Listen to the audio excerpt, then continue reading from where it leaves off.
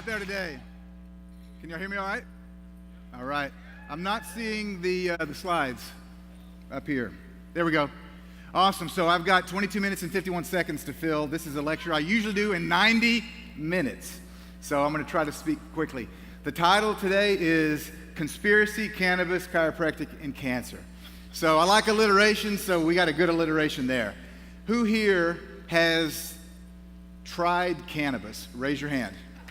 I want to see how many people are honest. Okay? Cannabis is amazing medicine. We'll talk about that a little bit today, but before we do, I want to talk about conspiracy theory, because who's heard the term conspiracy? You're a conspiracy theorist, right? I've been called that many times. So what exactly is a conspiracy theory? I want to get rid of the elephant in the room here. So what's a conspiracy? It's a secret plan made by two or more people in private to do something against somebody. In other words, it happens about 1 billion times a day. So the question is not, are there conspiracies? The question is it a theory or is it a fact? Why am I doing what I'm doing here? As Matt just said, my wife Charlene was unable to be here. I love you, honey. Wish she could be here with me. This is my family. And we're doing what we're doing to educate the world and to save our children's future. That's why we do what we do. It reminded, when Dale Bigtree was just speaking, that's why he does what he does. It's for our children. We want medical freedom, freedom of choice, freedom to be healthy for our children, and that's why we do what we do. So, okay.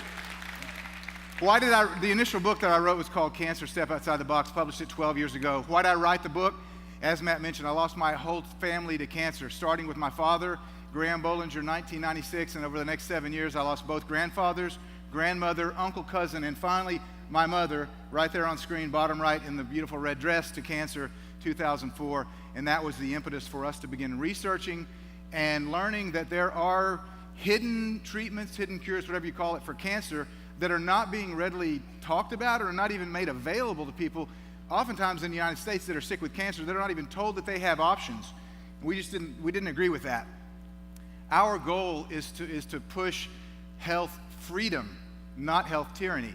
And when people are diagnosed with cancer or they want to make a choice about a vaccine, yes or no, we're not the ones that are going to tell you what you need to do.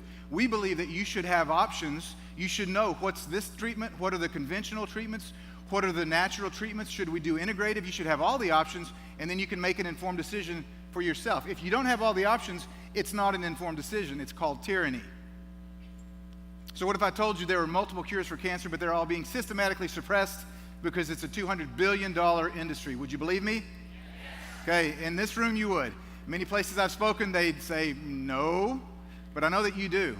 There have been books written about the cancer conspiracy, and I'm flying through this, I know, but I want to get to the meat of this, which is cannabis. So,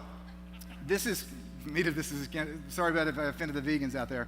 Congressional record, Appendix 1953, Fitzgerald Report. This is Benedict Fitzgerald, who worked special counsel for the U.S. Senate Committee on Interstate and Foreign Commerce. This is in the Congressional Record 1953. Is there a conspiracy to suppress cancer treatments in the United States? The United States Senate said yes in 1953. Let me read this quote, a couple of these quotes. Again, you can look this up online. Appendix to the Congressional Record 1953. Public and private funds have been thrown around like confetti at a country fair to close up and destroy clinics, hospitals, and scientific research labs which do not conform to the viewpoint of medical associations. Next quote. There is reason to believe that the AMA has been hasty, capricious, arbitrary, and outright dishonest in an interstate conspiracy of alarming proportions. Last quote. Behind and over all this is the weirdest conglomeration of corrupt motives, intrigue, selfishness, jealousy, obstruction, and conspiracy that I have ever seen. Is there a conspiracy to suppress natural cancer treatments in the United States? Clearly there is. It's in the appendix to the Congressional Record, 1953. And that's not the only conspiracy that's in public documents. I don't want to go down this rabbit hole, but I will, because that's what I do.